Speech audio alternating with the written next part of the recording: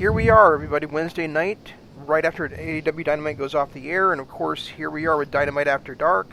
I am your host, Zanman Shane Sabuni, along with my good buddy Jeff, and I gotta tell you, Jeff, I missed the first half hour of this show, and it was still full of things that pissed me off. How are you doing tonight? I'm just pissed off in general, so this is going to be a great show. I dropped my phone in a snowbank. It was as soon as I got to pick up my kid, and I didn't charge it before I left work, so it was dead for half the night while I was trying to dry out the port. And then just all hell's broken loose since then. So, I was in a good mood, and then I got home from the birthday party I was at, and put on AEW, and the first thing I see is Mel attacking Riho, and Kris Statlander fighting her off, and then Kris Statlander getting attacked by the rest of the Nightmare Collective, and I'm like, really? They're having the women's title match with the best wrestler in the division finally wrestling for the championship, and this is the kind of filibuster. I'll be right back. And it was just completely ridiculous to me. I mean, here we are, Kris Statlander finally getting her shot at Riho, and like I said, this Mel chick gets involved, and then we have Awesome Kong get involved, and then Brandy runs down when she's doing commentary at ringside, and we get that chick named some other guy comes down, Luther, I think they said his name was. I guess he's a Japanese guy, or he's famous like for being a Japanese wrestler in some promotion. And he comes down, and he was the shaved like monster guy that she had that one day sitting in the back with Brandy, and he interferes in the match too. And once again, Riho holds on to the women's championship. So here she is, the littlest woman in the division. She keeps pulling out miraculous win after miraculous win. She has beaten now the top 5 contenders for her championship in the last 2 goddamn weeks. And so now, she's beaten, in the last 2 weeks, she's beaten, I should say the top 4 contenders for her championship. She's beaten now Kris Statlander, Dr. Britt Baker, Shida, and Nyla Rose, all in the last 2 weeks. And she keeps winning all these matches, and this is a week after you getting put through a table by Nyla Rose. So I mean, it's like it's getting to be a point where it's ridiculous now. Where how we're supposed to believe that somebody at some point can beat this unbeatable 3-pound chick. Well, I understand why she was made the first champion. She pretty much stole the show in, as far as the women's division goes, in 4 straight of their specials and pay-per-views. So I get why she was named the champion, but you're right. We're now 4 months in. She's still the champ. It's something that probably should have been lost a while ago. Granted, she hasn't really been up against anybody other than Shida that's been worthy. Now, Statlander is, I agree, the best wrestler in the company, and she proved it again tonight. And I'm kind of there with you. I think it's time for her to drop the belt. I really believe that.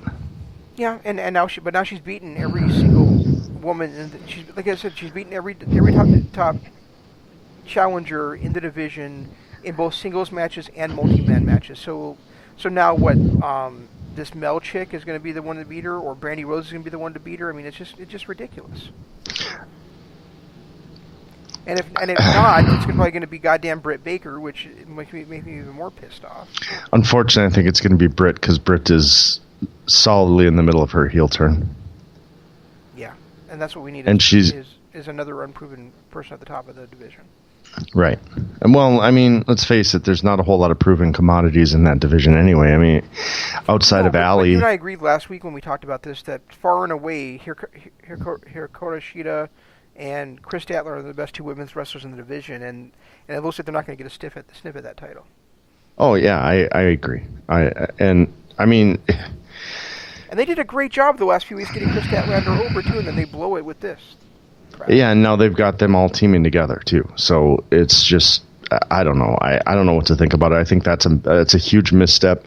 But in all honesty, they don't really have a whole lot of over talent on that roster as far as the women go. I mean, we've got the two best wrestlers, but we know nothing about them. Statlander kind of has a built-in storyline going with Brandy and Nightmare Collective, but outside of that, there's not a whole lot of anything built up on any of these women. That's true. Statlander was undefeated coming in. She's clearly the class of the division, in my opinion, or she and she, I agree. Or 1-2 in some order, or this might actually be a case where 1 and 1A makes sense. Wait, what? Wait, no, you don't get away with that. If I can't do it, if you yell at me every time I do it, you can't get away with that 1 and 1A stuff. Well, I think Statlander is 1 and Sheeta is 2, but I think it could easily be switched around one way or the other, just based on them every match they have. One of them could pull ahead of them, in my opinion. And we haven't, like you said, neither one of them is really established. We haven't seen them a ton. So that's why I'm saying that in this case, I might be willing to concede 1 and 1A. My only problem with Sheeta, and I think it's Statlander is the class, and then Sheeta is number 2. And my only reason for saying that is that Sheeta has been in multiple championship matches for the title, and she just does not seem to get over with the crowd. Mustache Girl seems to get over more than Sheeta does. Right. Which is really annoying because outside of people who actually are watching it for the wrestling aspect, she's just not getting over. I think we need to have more women's matches on this show that are not based around the title. Right. I agree. Yeah, I mean, I can't really speak to the quality of the match. What I saw was good, but I can't really speak to the overall quality of the match or obviously the opening match that I really wanted to see, and I can't believe was the opening match on the show. I guess I should be used to that by now because they seem to open it with a hot match every single week. But I mean, I really wish we had seen that later in the show so I'd had a chance to watch it. Yeah, and I mean, it was from what I saw, it was a good match. Granted, I wasn't able to sit down and watch it as closely as I was last week's shows because, I have a child here this week. But it was... Cat. The cat wasn't a problem tonight. Tonight was me in the snowbank and then my child who really desperately wanted to play. Gotcha. And of course, that kind of takes precedence. I can always watch it later. But they're still trying to get over this Page heel turn. But the problem is the way there is not as, I don't know, believable as I'd hoped. He seems to still be on the same page with Kenny. They seem to celebrate and love each other before and after the matches, but we've got the announcers talking it up. I don't know if they're actually going to pull the trigger or if this is just going to kind of be him as a member of making up with the Elite at some point. I don't know. Well, there's nothing wrong with it being a slow burn, but but I think what you're saying is that we're hearing more of them telling us what's going on rather than actually showing us what's going on, and that's always a problem. Well, I mean, even in his guest spot last week when he was being a guest announcer, he was talking about how he keeps trying to break away from the Elite, but they keep putting him in matches with Kenny. And then he's in this match with Kenny, and there was one spot where Kenny knocked, I can't remember which one of the Private Party, but one of the two into Hangman, and then of course they just kissed and made up after the match. So it just, if it's a slow burn, that's great, but let's show a little more disdain between Hangman and the rest of the Elite. He's not showing any. Yeah, I mean, even if it's just like, I keep trying to get away with you guys, and you guys won't leave me alone. Right. I'm sorry, my microphone had to take some potassium. My foot started cramping up. But I'm sorry. Go ahead. It's just they're not. This is such a slow burn that it's not even. It's not making sense. I think is the biggest problem. What I would really like to see is them do more with this, like, Hangman team up with the Bucks or and he'd be like, guys, I didn't want to team with you. I'm trying to get away from you guys. Right. And instead of just being Kenny all the time. And I know that they're probably doing Kenny because they're setting up for Kenny versus Hangman, but I think it would make a lot of sense if it was him just always like kind of being pulled into these matches and always resisting doing it, and then he finally snaps and it's like, you know what? I kept telling you guys I needed some time alone. I kept telling you guys I didn't want to be part of the Elite. You guys wouldn't leave me alone, so now I'm snapping on all your asses. Yeah, I mean, and that's about where it's at. But the reality is he's not doing anything on his own either. Cool. He hasn't had a chance to yet. It's just been tag match after tag match. The whole reason he wanted to leave the Elite is because he wasn't winning. Right. He wasn't getting over the way he thought he should, and he wasn't winning. But here he is in these tag matches every single week, winning. And the crowd is solidly behind him. They chant more about cowboy shit than they do about anything else. So it's whatever his reasoning for wanting to leave the Elite just doesn't hold any water, because his two reasons are not, they're just false. Yeah, it's not just cowboy shit, it's cowboy shit reasoning. Yeah, exactly. Exactly.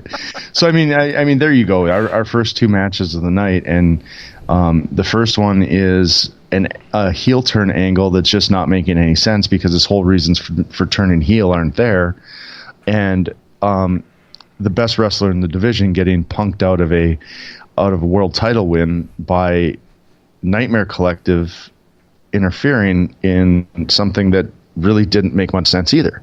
I mean, unless the whole reason why Kong cost Statlander the win there was to set up Kong taking the championship, okay, I get it. But that's the only thing that makes sense out of that whole disaster. No, what another thing that makes sense is going back to weeks and weeks when we talked about MJF versus turning on Cody, is if she's just an asshole and she's costing Kris Statlander the championship because she doesn't like her. Is another reason. Except for the fact that she's pointed down Riho after the match. That's the only thing that was leading me to believe that's what they were setting up, was Awesome Kong versus Riho. Ah, okay. And Awesome Kong can barely wrestle anymore, so as much as I was excited to see her in the division, knowing that she's limited by injury and she can barely do anything in the ring anymore, I really did not want to see her holding that championship, at least not for very long. No, and we kind of said the same thing about Riho when she won it. It was the right decision at the time to put it on her, but it had to be a short title reign. Yeah. And now we're pushing almost 5 months now. Yeah, now we're at a quarter of it, or a third of a year, and it's been way too long. Before we stray too far from a segue I wanted to make, I also wanted to say that we talked about how they're telling more than showing about what's going on with Hangman Page. Right. And they did exactly the same thing with the Diamond Dallas Page segment later on, where they get in the ring, as they get in the ring, one of the announcers, I think it was Excalibur, says, "Blade and the Butcher, two of the toughest guys to form a tag team we've seen in a long time." And then got punked by the 63-year-old. 10 seconds later, they both get punked with diamond cutters in the middle of the ring by a 50-some-year-old guy. 60-some-year-old guy. He's 60. He's 63. I mean, what the fuck was that shit? I said that. So tough that a 63-year-old guy who hasn't wrestled in 20 years can kick their asses in the span of seconds. Well, and I said that about Wardlow when he got diamond cuttered by Page after the Battle Bowl, or after that battle ring was won. I know, but to me this is almost twice as bad because Wardlow's bigger than these guys, but this is two guys getting taken out that quickly. Well, and I'm starting to wonder if Wardlow's injured because he's avoiding any kind of contact or anything. He was starting to get, as soon as he had a chance to hit Page, he kind of backed up, and then MJF got in between them, and then of course everything happened with No, I'm thinking about a different segment, but then Dustin comes out, CT comes out, and they just Wardlow, who's the biggest guy in the ring, and who's supposed to be ridiculously scary, just kind of climbs out and walks away. Yeah, even Hagar, they didn't hold back that much. So I'm starting to wonder if he might be injured and was just introduced a little too early. Well, if he's just going to be a bodyguard figure for a while, then he was introduced too early. I mean, it's kind of like Diesel was originally with Shawn Michaels. You know, he didn't really get physically involved for quite a while. But I mean, and so if it's trying to kind of go that same route, I totally understand it. Where, so you know, sometimes it's like, in a sense, it's almost like when you're watching a horror movie. You know, the best horror movies, they don't show the monster in full until like near the very end of the movie. So, right. So we're seeing this world, though we're seeing he's big and huge, but we really don't have any idea what his capabilities are until he finally strikes. Well, but the thing is he's got nothing. He doesn't even, like, this whole thing with DDP. DDP just falls over. He goes, "Oh, Wardlow," and fell over. He hasn't had a stare down with anybody. He hasn't had anything that makes him look intimidating. It's just that one punch to the face of Hangman Page. That's it. Yeah, that's literally the only thing he's done. So it's kind of it's starting to make me wonder where this end game is going, and if it's because he's injured. But again, like you had mentioned it, I mean, this is 3 guys that are being pushed as big badasses who have been punked by DDP, a 63-year-old guy. It's not looking very well. I was going to bring that up too. I'm glad you did. I was going to say, what is it about DDP's contract that makes him untouchable? And then you know, he made that announcement like earlier before, you know, right before that happened, where he said that first of all, I love that when he was talking to MJF was just on his phone, because that's exactly the same thing I was doing when DDP was talking. When he was texting. Yeah, I thought that was brilliant. But then, you know, DDP says, everybody's been asking me, when are you going to get in the ring for one more match? And I'm like, nobody in their right mind is asking you that, Paige. And nobody wants to see it. You come in, you do your diamond cutter spot, and leave. Yeah. At this point, and it's not. I mean, it's not because I have a legend spot. I do have a legend spot for DDP, but absolutely, let's face it. He's 63 years old. The last thing I want to see him do is get in the ring and be a 63-year-old wrestler. I don't want him looking like the Midnight or Rock and Roll Express does. No, I do not want him to. And he's been retired for so many years. I mean, I love the fact that he's there. I love that he's a mentor to Cody and part of the Nightmare family. But I don't need him to be an active professional wrestler. And I don't care if it's a one-off, if it's a every quarter thing. I don't want him in there. There's no reason for it. Well, luckily you just know that the way this match is set up, he's going to be the guy that gets the diamond cutter and gets that feel good win for you know, idiots when he in that 6-man tag next week. I mean, Dustin's not that far behind him age-wise. I think he's in his mid-50s, isn't he? But Dustin can still go, and he's been able to go for years. And he's also been an active wrestler. It's not like he walked away and was in retirement and then just came back for a one-off and stayed.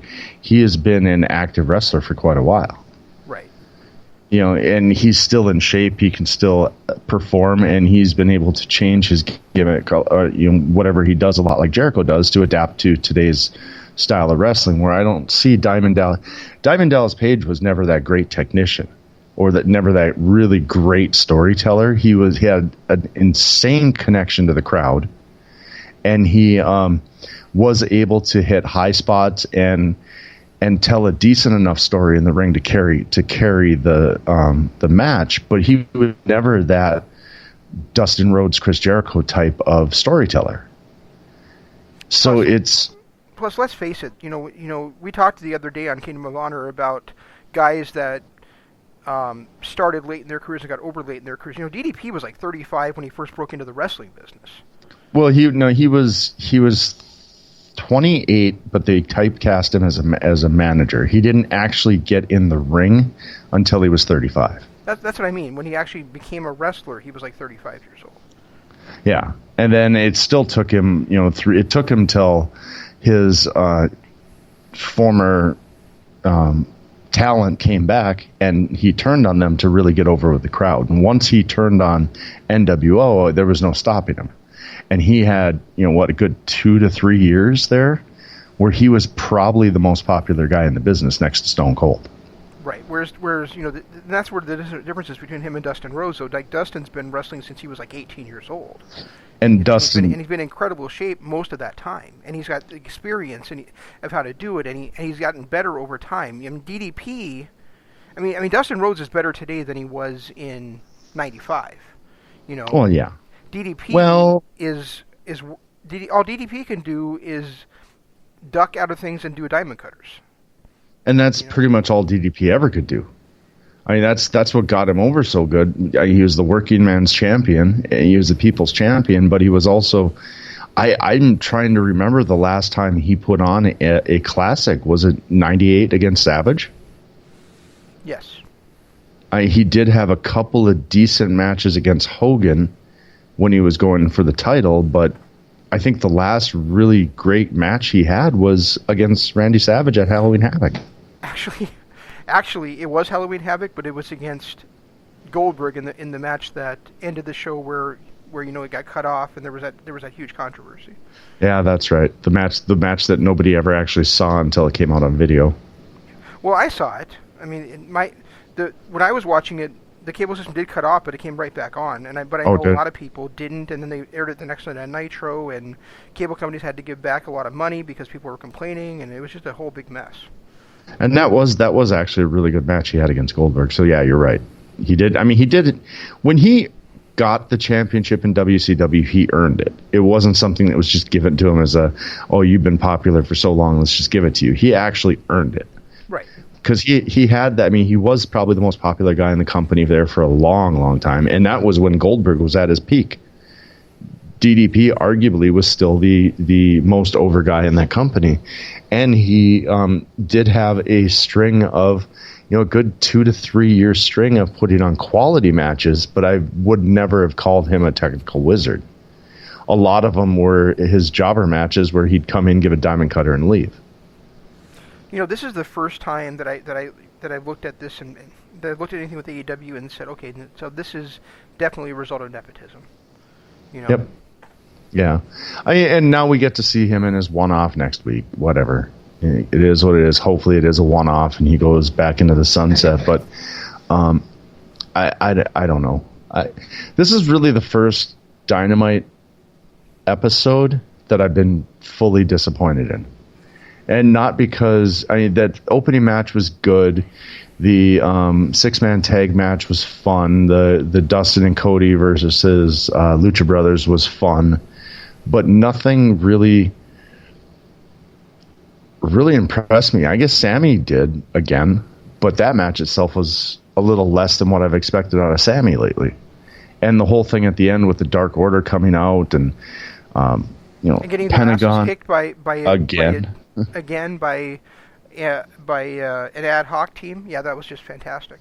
Well, they also had the Young Bucks out there too. So right, but I mean, it's the Young Bucks team, with Christopher Daniels and, well, I guess with SCU. But I mean, it's still basically, these guys are rivals and they're teaming up and being able to fight off who's supposed to be like a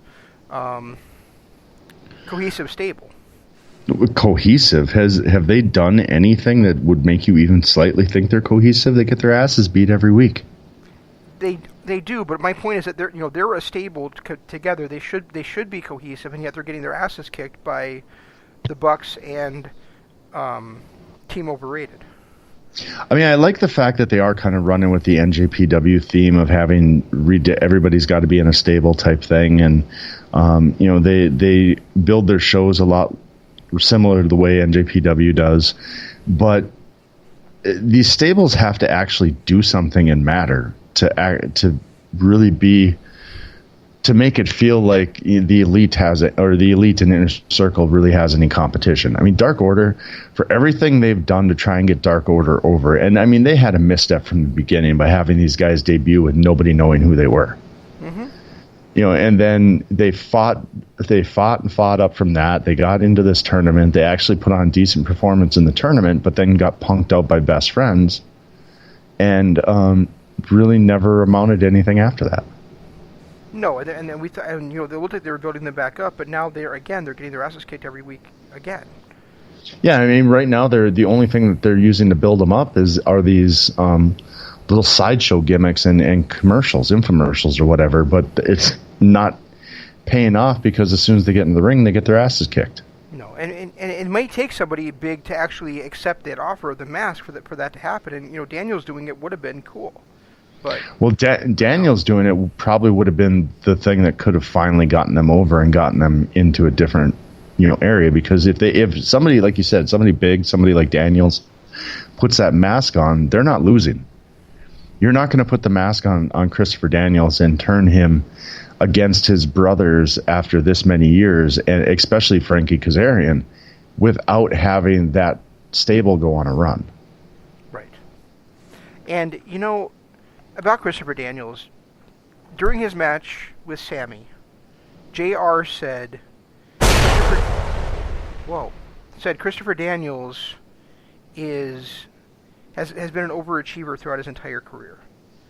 Has he watched the same Christopher Daniels career that I watched? Because what I saw Christopher Daniels do is be an incredibly talented performer who for years and years and goddamn years was used to put everybody else over. And then it wasn't until he is like 25 years in the business he finally got his chance to run on top of a promotion. So I have no idea what the hell JR was talking about. Well, I keep in mind JR also did call it AEWE too, so I'm not putting much faith. You didn't hear him call it AEWE? I did not. Yeah, he did. That was when Excalibur goes, yes, everybody's in awe. To cover up for it, but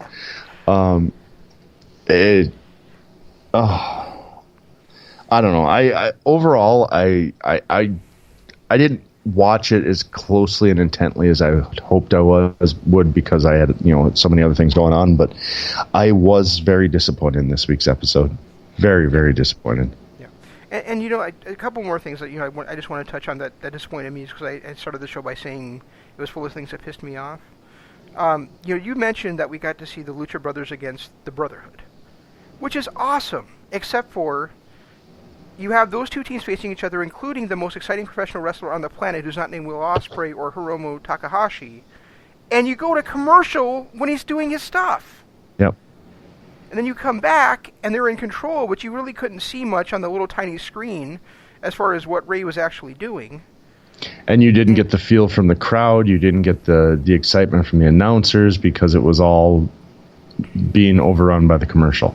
Right. I mean, this should have been a match that you saved for one of your big events, or at least you open the show with it so that you're not going to commercial during it.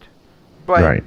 But instead, you go to commercial during that match, and as disappointed as I was with the show already, seeing that just kind of made me go, kind of throw my hands up in the air, like, okay, you know what, I'm kind of done with this week now. Well, and then MJF, them joining his interview already in progress. His promo was literally already in progress when they joined it. That's the other thing. I was going to mention that too. The second week in a row, we see MJF out there jawing with the crowd, getting them all riled up, but we don't get to hear a single second of it.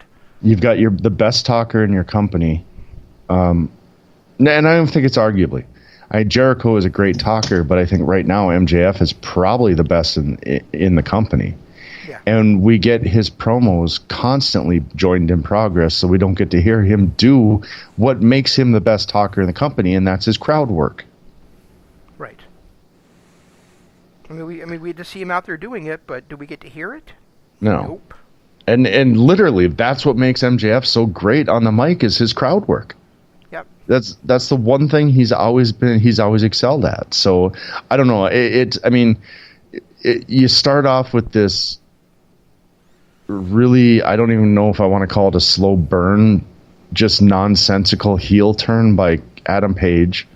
That's what we start off with. We have the misstep with the women's division or with the women's title match, and then we had the MJF joined in Progress, and then we get Orange Cassidy out there against Marco Stunt, which was,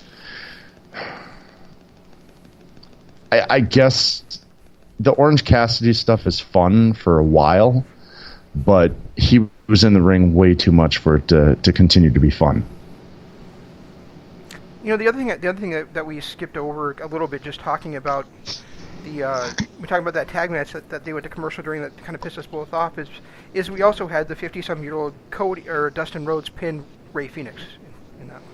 Yeah, that was a little bit much too. And to me, that match should have either opened the show or been the main event. I really don't. I enjoyed the Moxley Jericho segment for what it was, but I thought it went on too long. First of all, and it wouldn't have had to if they hadn't decided to have that be the main event of the show. It probably could have been like 3 or 4 minutes shorter than it actually was, because it did start to drag a little bit with him doing the stuff in the ring. But secondly, I really don't like when shows end in that kind of a segment. It felt very WWE to me, honestly. I've never been a fan of the whole promo to end a show either, and I get it. This was a big, but very few people actually thought Moxley was going to join them. Nobody did. So, Wait, and then kidding. What? That's what he said. Just kidding. Oh yeah, and then that. You're right. That segment with them just shaking bottles and shaking hands and all this stuff just went on way, way too long. That was a good 12-minute segment that should have been about a 3-minute segment. Yeah, I mean, he 8 at the most, but yeah, I mean, it should have taken place, probably between the. Taken place between that 6-man tag and then having the main event be the Lucha Brothers against the Brotherhood. Can't hear you. He's over here. But instead, we get to end it with Moxley posing in the crowd and all that kind of stuff that doesn't need to end a show. I will say that the one bright spot that I thought was during that the first commercial break after the opening match, watching Page celebrate in the crowd, walking around grabbing people's drinks and taking a swig of it, and I thought that was kind of a fun little touch. Well, I didn't see that, so but yeah, I mean that was cool from what you're saying, from what you're describing it though. Because especially after last week, it kind of goes along with the theme of last week when he took that whiskey out of the private party bar. Yeah, what happened is he after the match, him and Kenny made up and did their little, I love you too, all that stuff, and then they cut to a scene where Pac has whatever his finisher is, his submission finisher on Michael Nakazawa, and then couldn't happen to a nicer guy. Right, exactly. And then you cut back to the ring, and Adam Page is just screaming at Kenny to go save your friend, and then he climbs out and casually walks into the crowd and starts drinking beers with everyone in the crowd. It was kind of fun. It was fun to see. But there too, that completely takes away from his supposed heel turn. If he's gonna turn heel on Kenny Omega at some point in the Elite, don't have him out there celebrating with the crowd, because now he's becoming more and more of a sympathetic character. Except for what have you and I said over and over in the last couple of years when we've been doing these shows? We don't really want heels and faces. We just want people to be people. Exactly. Unfortunately, nobody's successfully been able to do that since CM Punk. Really? Naito? Not in American television. Okay. In America. Not in America. In Japan, pretty much everybody's like that. I mean, you saw that in the Okada-Naito match. Okada played the heel perfectly. And he's one of the times that Sammy's pulled it off. But I guess it depends on what you mean by America. And how mainstream you consider like Impact or Ring of Honor, because I think those places have pulled it off too. Well, I don't know about anybody. I can't think of anybody off the top. Well, I guess Marty Scurll pulls it off pretty good too. Yeah, Marty does. I think Cody did for a while. Sammy definitely does. Yeah, Sammy does. But Sammy Adam does. Cole did. Yeah, Adam Cole kind of still does. In fact, all of Undisputed Era does. Yeah.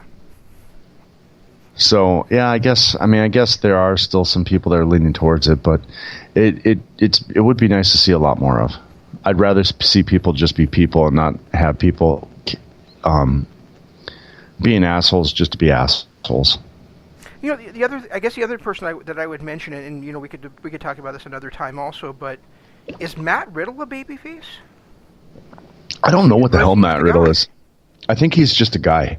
Yeah, I feel too. I feel like he does what he feels is right, but not necessarily plays to the crowd.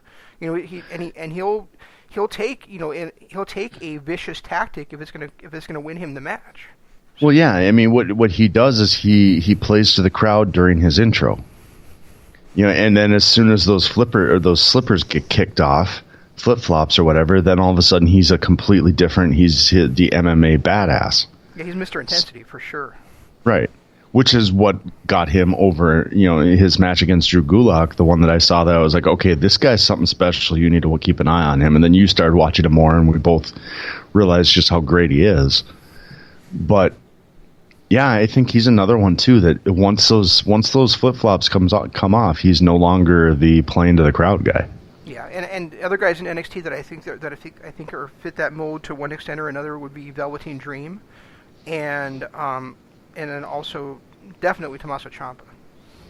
Oh, Ciampa now. Yeah, Ciampa was a dirtbag heel there for a long time, but after he came back and he kept his heel persona, and he's kind of just right. And it was the same thing with AJ Styles. I mean, you and I talked about this on one of the older shows we did, but how when he came back, or after Shane screwed him out of the title, you know, he got screwed out of it by having Cena win it, and then he never got his one-on-one match against Cena, and then Bray Wyatt wins it at the Elimination Chamber, and then he gets the title match because Randy Orton gives it up, so he wins a tournament and gets the title match, and then Randy Orton comes back and he just gets it back again, and then he went on a run for a good 6 to 8 months where he kept his heel gimmick, but the fans were cheering him.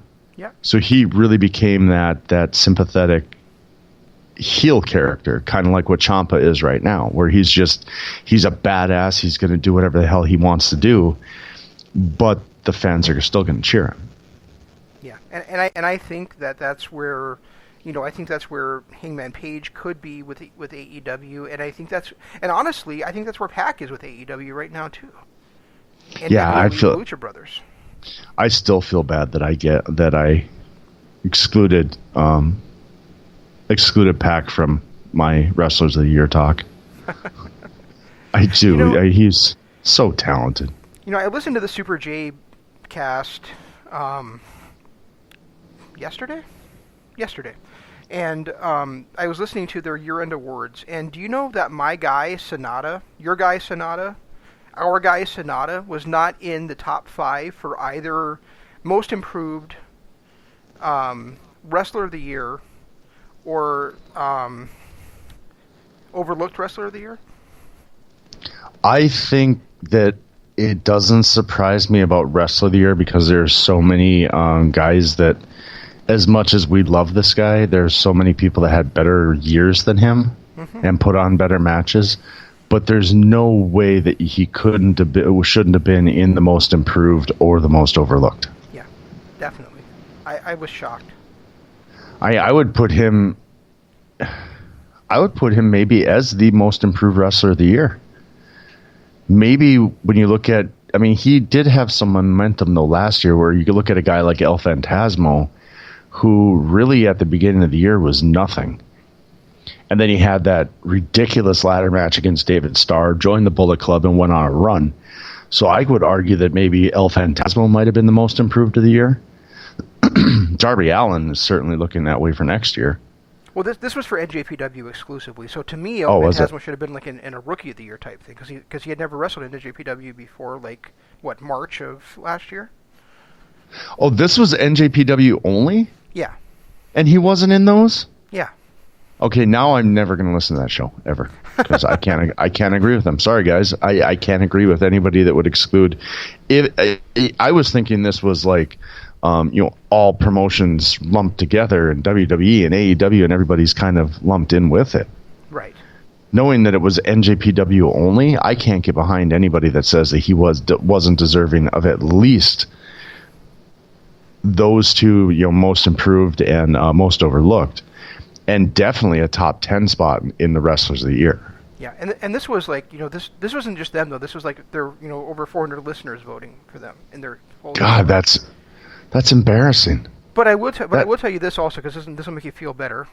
Jay White was number 2 in Wrestler of the Year voting. Yeah, probably right behind Okada.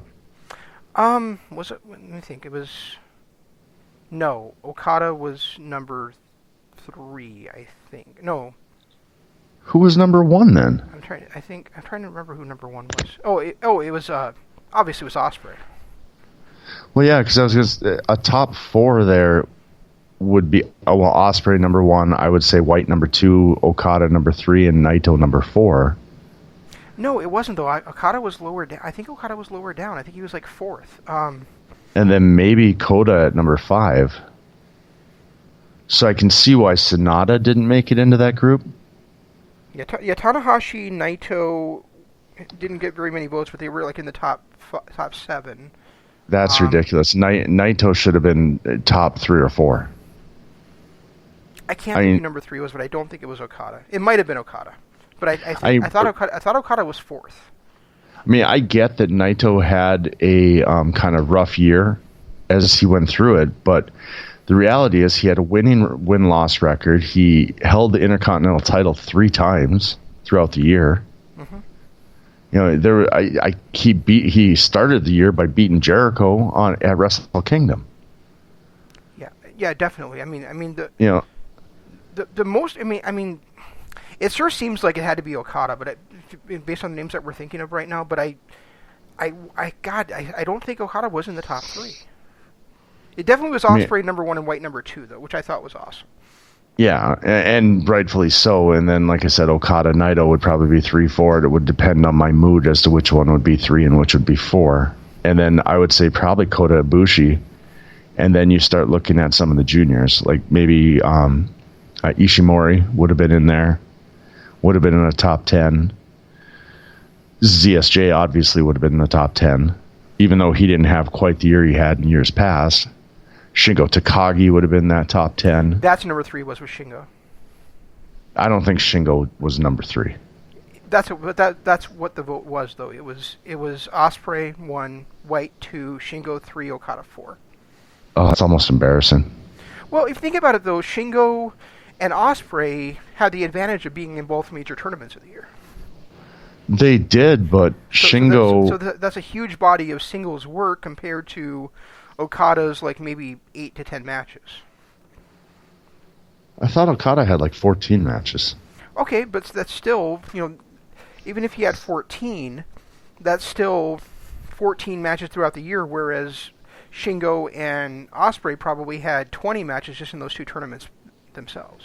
Yeah, that's true. Plus Shingo had the run as a junior, as part of the junior tag team champs too, didn't he? With Bushi.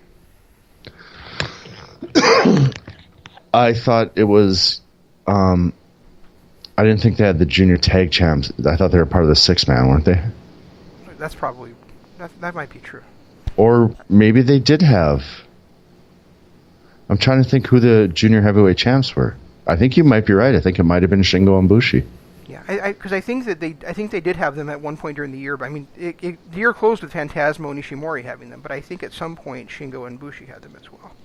And I think, well, yeah, because they beat Desperado and Kaminoro for it, right, for the titles. Yeah, and the match of the year was Ospreay versus Shingo. That's tough to disagree with. It is. The only other one I maybe would have put up there would have been White versus Okada from Wrestle Kingdom. I think White versus Okada was... No, I'm sorry. Wait. Shingo versus Ospreay was number 1. Tanahashi versus Omega was number 2. And then I think number 3 was the G1 Climax Finals between Ibushi and White. Yeah, and you don't... The Dragon Lee Ospreay match is in there, which was a match of the year contender as well. Dragon Lee and Ospreay, when did they face each other? That's who Ospreay won the title from.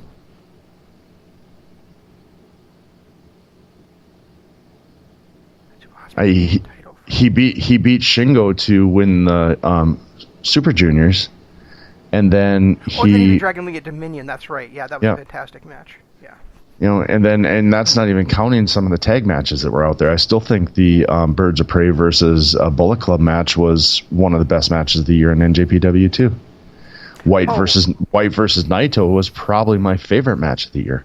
Speaking of tag matches, I just kind of want to get your reaction on the air to this. So I had told you there was a surprising tag title match that was formed at New Year's Dash. You haven't seen New Year's Dash yet, right?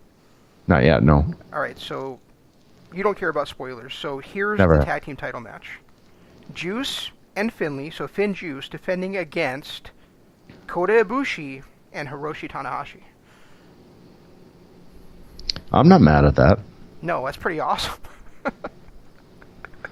It kind of makes you just want to chuckle inside it, just thinking of the possibilities of those two guys being a permanent tag team. You know? Yeah, I mean, I kind of want to see them as a permanent tag team. That would be fun. Yeah. Tanahashi, huh? Tanahashi and Ibushi. Yeah. Wow. Well, it's about time they do something with Tanahashi. Yeah. Because they haven't done enough with him over the course of the last, decade. Right. With the guy. And we've talked about, about the heavyweight title division like being so poor, but if you put those two together, and we just saw on that same show, we had the team I've been begging for years, Goto and Ishii teaming together. Weren't they a tag team for a while? Never a regular tag team. Ishii and Yano were a tag team. Actually, the more I think about this, the more that's a perfect spot for Tanahashi. He's kind of fading out of the main event and even the Intercontinental title picture, but he still is such a draw that keeping him around and active in a tag team might be a good way to give him his swan song. And plus, Ibushi just lost back-to-back matches at Wrestle Kingdom, back-to-back nights. So it's a good spot for him to kind of build his credibility back up too. And who else are you going to build him back up with than with Ace of the promotion? Right. And I mean, Tanahashi. I realize we kind of strayed from our purpose of this show tonight, but I mean, I just thought that was interesting since we were talking about. I don't know exactly how we were talking about guys that were tweeners, I guess. That's how we got into and you know what, guys, it's all right that we strayed this time from the show because we pretty much covered everything that we really could. We did. Yeah. There really wasn't much more to go through in this. It was a subpar show. It was, there's still some decent moments in it. Like obviously that opening match was pretty good, and even though the two promos drug on a little bit longer than they probably should have, there was still some goodness there. So yeah, and Jeff and I also we even talked today a little bit how pumped we are to be covering NJPW again, and now they've got the new, we just had Wrestle Kingdom and New Year's Dash, then we've got all the new beginning shows coming up, including the U.S. shows plus the two big Japanese shows. So yeah, we're really psyched. I thought Will Ospreay was older than 26. Nope. Huh. He's not even in his prime yet, dude. Is that scary or what? Yes, it's incredibly scary. Three of the top 5 professional wrestlers on the planet are not yet in their primes. Well, I mean, Ospreay's Jay White's 27. Jay White and Kazuchika Okada. Okada's 32, I think. Yeah, but do you really think he's actually hit his prime yet? I don't. Oh God, no. No, I mean, people usually hit. That's why we say that if you're not a star by the time you're 35, you're probably not going to get there, because most wrestlers hit their prime when they're 35, and if they're hitting their prime when they're a star, they're probably going to stay where they're at. Yeah, and Okada's already a mega star And he's still got 3 years to go before he hits that. It's tough, hard pressed to say that there's anybody better on a night in, night out, match by match basis than Okada anywhere in the world. And you could have said that for the last 5 years. Well, and that's what we were saying. Because I think Shinsuke was right before he left NJPW.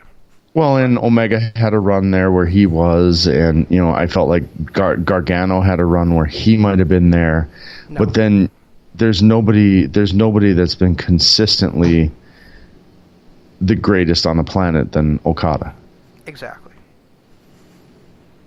And which is why. And you also look at guys like ZSJ is not in his prime yet. Sonata's just heading into his prime, in my opinion. It's just crazy the level of talent in that promotion right now that is not even at their prime, but yet they're at or near the top of the promotion. Yeah, Sonata's 31. Yep, 30. So, he hasn't. That's right, he is. He hasn't hit his prime yet. And Evil's 29, I think. Is Evil that young? I'll look him up after. He's either 29 or 30. I think he's right around the same age as Sonata, but a little bit younger. Holy crap! I didn't realize Ibushi was 37. Yeah.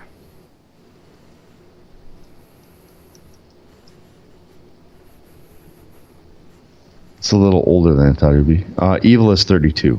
Oh, okay. So I thought it was the other way around. So he's a year older than Sonata, but still not quite in his prime either. No.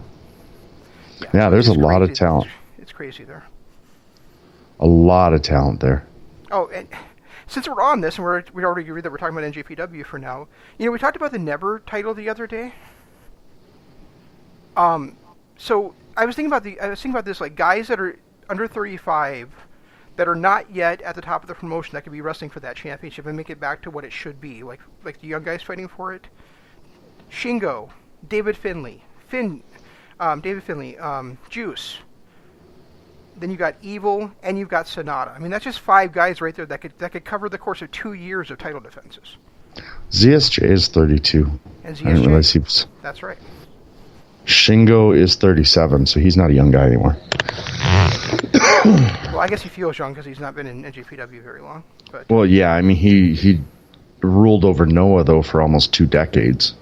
And then when you have guys that are moving up from the junior division, you're going to have Sho, you're going to have Yo, you're going to have Phantasmo, and you have Will Ospreay. I think Sho and guys like ZSJ and people like that fighting over the Never title would actually be great. Yeah, and then that that makes it a stepping stone to the higher titles, whereas what it's been for the last 7 years has been older guys just treating it as a brawling championship, except for when Ospreay, Ibushi, and Cobb held it. You talk about a guy that's never really going to make it because he's past his prime, but they keep pushing him occasionally. Taichi. He's 39. Yeah, he is, but you know what? He's getting better. He is, and when he won his second Never, I remember saying that to you, when he won the second Never title, mm-hmm. I'm like, you know what, Taichi's actually starting to put this shit together, and you're like, no, he still sucks. And now you're kind of seeing it too. He's improved so much over the last 2 years that it's almost not like you're not even watching the same guy anymore. Yeah, but and I agree that I said that, but remember how great he was against Naito in that match, like towards the end of last year? Yeah. Yeah, I do. Holy crap, everybody in LIJ is old. Naito's 37, Bushi is 36.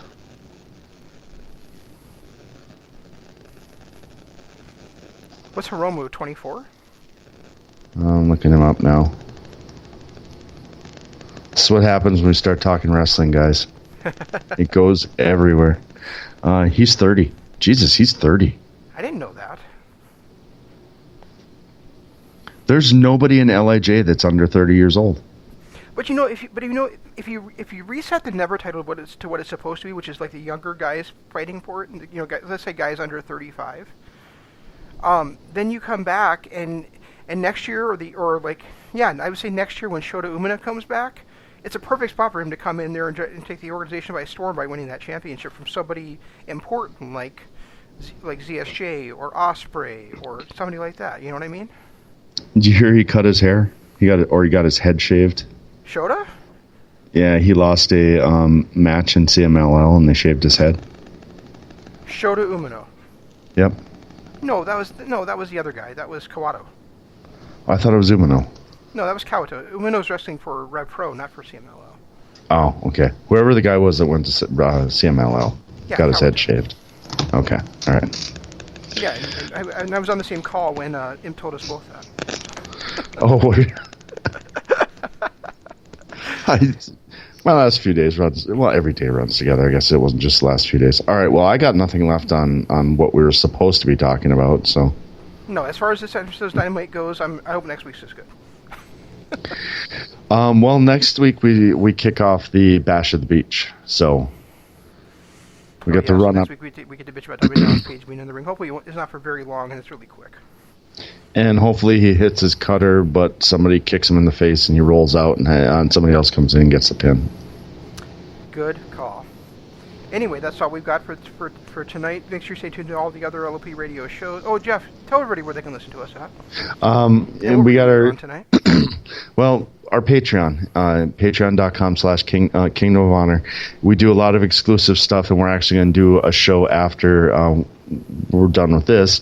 Our next in line of Jessica Jones will be talking about episode 9, and that will be up on our Patreon page as well as this show and many others, because our entire archive is up there, and we do a bunch of exclusive shows just for Patreon and Patreon subscribers. So if you feel like you want to maybe donate a little bit to our cause here and get some exclusive programming, head over to patreon.com/Kingdom of Honor. You can get all of it there.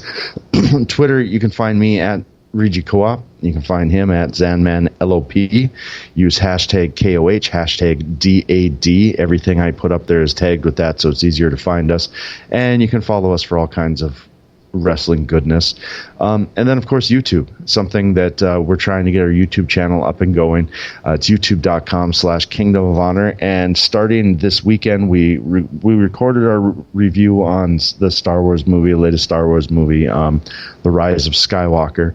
And that is going to be an exclusive to YouTube show. So I'll let you guys know when that one's up and running, and you can head over to YouTube, hit the subscribe button, hit the like button, get us to enough views that we can actually start doing things on a more frequent basis over there. So. And as a programming note, next week I'm going to be out of town, and it sounds like I'm going to have a dinner during the same time that we normally would do our show. So probably next week on no Kingdom of Honor, unless we do it like later in the day or the next night or something. So we'll keep it. Jeff will keep you posted on Twitter, because I don't do that social media stuff very often. But my guess is that we probably won't be a show next week. We'll probably just take a break for a week. But then we come back strong, talking about New Year's Dash, talking about possibly even Hard to Kill. What are you gonna say, Jeff? Are we doing a Dynamite After Dark next week, or are you gonna be busy then too? Dynamite After Dark should be good to go, but I know Okay. Monday night I have a meeting scheduled with the vice president of our division. So. Oh yeah, so that's not going to be a good thing. I wonder how old the cat is. If Takahashi's 30, I wonder how old the cat is. You just got it a few months ago. No. Daryl? Gary. Yeah. No idea. That's a weird thing to say. Well, I mean, I miss the cat. I was so disappointed the cat didn't come out with him on last Saturday and Friday. Wow, you're becoming the crazy cat man. Right after you broke up with the crazy cat lady, it's kind of crazy.